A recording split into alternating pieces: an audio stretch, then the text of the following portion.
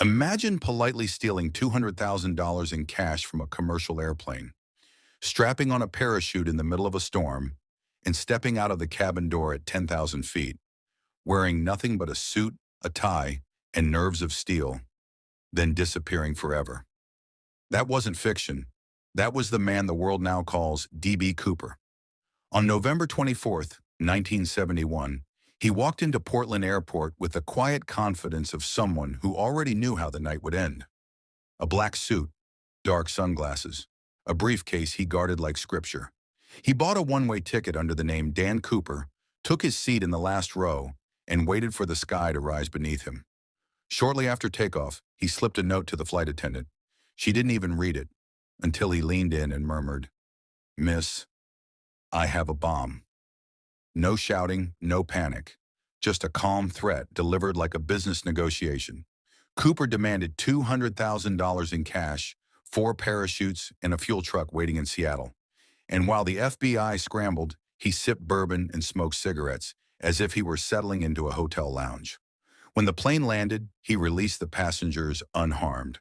That was his style: controlled, precise, unsettlingly polite. With the money in hand and parachutes on board, he ordered the crew to take off again, this time low and slow toward Mexico. The storm outside was vicious. The wind hammered the fuselage, but Cooper moved with purpose. He selected one parachute, tied the ransom bag to his waist, and marched toward the rear stairway, like a man walking toward destiny. Then came the moment that turned him into legend. He opened the aft door, the cabin filled with roaring wind, and without hesitation, he jumped. A brief flicker of motion, a dark silhouette swallowed by the night, and D.B. Cooper was gone.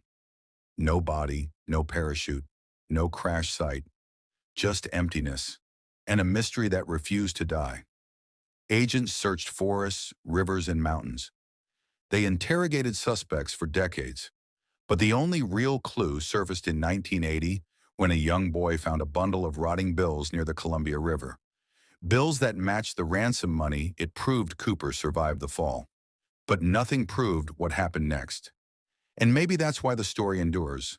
Because in a world obsessed with surveillance, one man walked onto a plane with a fake name and a real plan, leapt into a storm with a parachute strapped to his back, and escaped not just the FBI, but history itself.